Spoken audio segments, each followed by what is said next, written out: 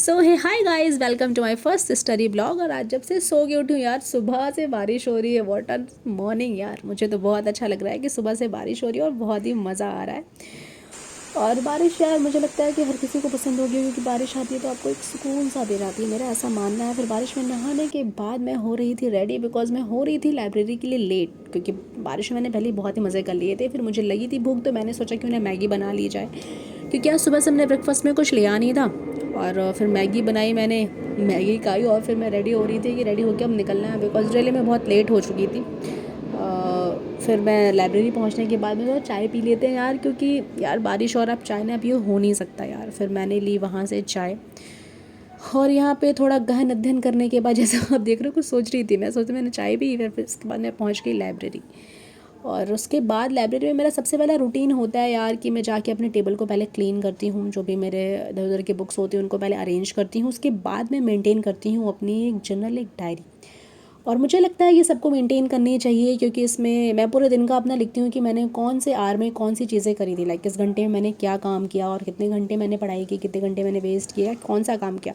इससे मुझे ये पता चल पाता है कि पूरे दिन में मैंने क्या किया और मेरा दिन कितना प्रोडक्टिव रहा है अपनी स्टडी को लेकर, और मैं कितनी सीरियस रही हूँ। और मुझे लगता है हर किसी को करना चाहिए। उसको करने के बाद फिर मेरी शुरुआत होती है आज की न्यूज़पेपर से, और फिर न्यूज़पेपर पढ़ते पढ़ते पढ़ते मैं पहुंच गई आर्टिकल पे। और आज एक आर्टिकल आया था, वो था फ्रेटर्निटी के ऊपर, जिसको डॉक्टर हामिद अंसारी ने लिखा था। आर्टिकल वॉज रियली गुड और it was all about the constitution and all. तो आर्टिकल अच्छा था, तो उसको मैंने पढ़ा, थोड़ा उसके ऊपर स्टडी की, कुछ गूगल वूगल करा।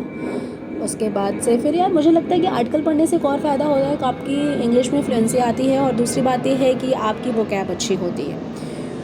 तो ये चीज़ें मुझे लगता है कि अगर आप एक एस्पायरेंट नहीं हो, न्यूज़पेपर पढ़ते हो, तो आपको फिर भी ये चीज़ें पढ़नी चाहिए और करनी चाहिए। ये आपकी एक सेल्फ इम्प्रूवमेंट के लिए, एनहांसमेंट के लिए मुझे लगता है रियली हेल्पफुल होती हैं। और इंग्लिश पेपर तो मुझे लगता है कि हर किसी को पढ़ना ही चाहिए।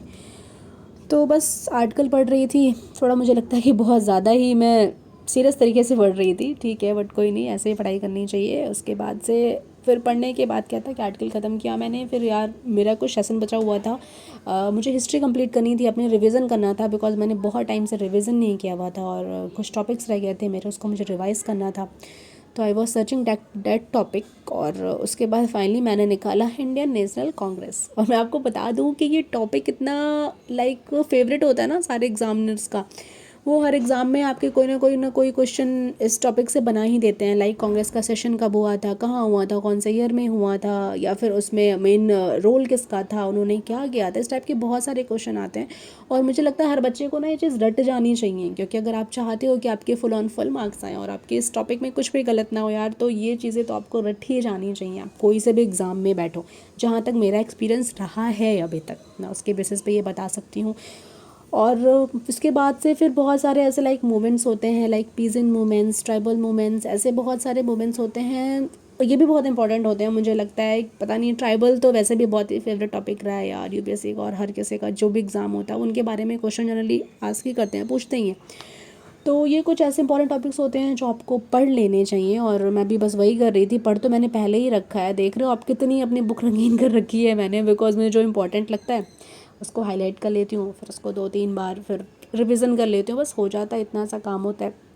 उसको करने के बाद फिर मैं लगता है कौन से पेज पे आ रही हूँ, खेड़ा सत्याग्रह, ये सारी चीज़ें कौन कौन से ईयर में हुई हैं, कौन सा लीडर था। और गांधी गांधी के एरा के बाद से जो चीज़ें हुई हैं उनके एरा में, वो सारे टॉपिक्स से बहुत इंपॉर्टेंट होते हैं। तो उसको भी आप पढ़ सकते हो, और उसको अपने टिप्स पे रखा करो, ताकि वो क्वेश्चन कभी भी गलत ना हो आपके। कास्ट मूवमेंट, ये देखो जी, कास्ट मूवमेंट आ गया। कास्ट मूवमेंट मैंने कितनी अपनी किताबें रंगीन कर रखी हैं, मुझे याद भी नहीं है कि मैंने कब कब इन्हें पढ़ा था और कब कब रंगीन किया था, क्योंकि मैंने बहुत टाइम बाद ये वाली बुक खोली है, बहुत दिन से मैंने पढ़ा नहीं था इस बुक को। फिर पीजेंट मूवमेंट्स, ये सारे मूवमेंट्स इंपॉर्टेंट होते हैं। और ये अच्छी बात है कि स्पेक्ट्रम के लास्ट पेज पे ये सारे बड़े एक सिस्टमेटिक वे में दिए हुए हैं, तो अगर आपने आगे थोड़ा बहुत स्किप कर दिया है तो आप लास्ट पेज पे जाके कर सकते हो। अच्छा, अब तो मुझे भूख लग गई, वाह, मैं तो उठ के चल दी भाई। हाँ, मुझे भूख लग गई थी एक्चुअली, सुबह से मैंने कुछ खाया नहीं था, तो मैंने सोचा कुछ खा लेती हूँ, और बकवास कर रही हूँ यहाँ पे, देख लो आप खड़े होकर के, क्योंकि मुझे खाना था पास्ता, वाइट सॉस पास्ता, मैंने बहुत दिनों से नहीं खाया था।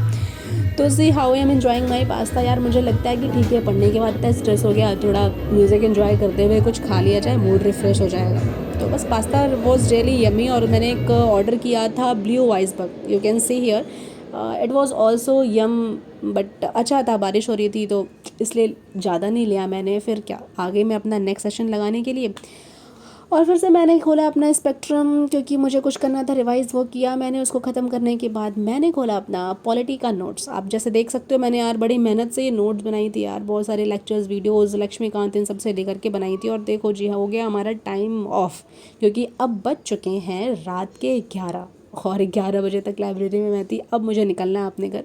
तो मैंने लिया एक दूध का पैकेट और निकल ली अपने रूम पे, बिकॉज आज तो डिनर करना नहीं, और ये दूध पी के आज मैं सोने वाली हूँ। थोड़ा थोड़ा डाइटिंग करती रहनी चाहिए मुझे लगता है। Okay, bye bye, good night guys, see you all tomorrow.